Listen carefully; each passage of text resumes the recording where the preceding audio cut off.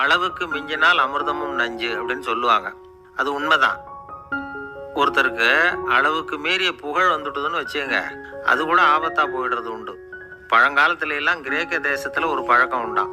அதாவது யாராவது ஒருத்தரை நாடு கடத்தணும்னா அதுக்கு ஒரு வழி உண்டு. அதாவது ஒருத்தரை நாடு கடத்தணும்னு மக்கள் விரும்புகிறாங்கன்னு வச்சுங்களேன், அவர் பேரை ஒரு மண்பாண்ட ஓட்டுச்சில்லில் எழுதி அதை ஒரு குறிப்பிட்ட பொது இடத்துல போட்டுற வேண்டியது, அவ்வளவுதான்.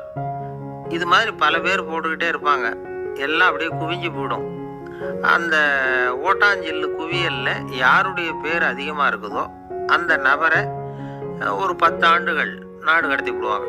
இது அந்த ஊர் வழக்கமாக. ஒரு நாள் அந்த குவியலுக்கு பக்கத்தில் ஒரு ஆள் நின்றுக்கிட்டு இருக்கிறான்.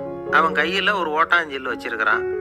அதில் யாரோட பேரையோ எழுதணும், எழுதி அந்த இடத்துல போடணுங்கிறது அவன் ஆசை. ஆனால் அவன் படிக்காதவன்.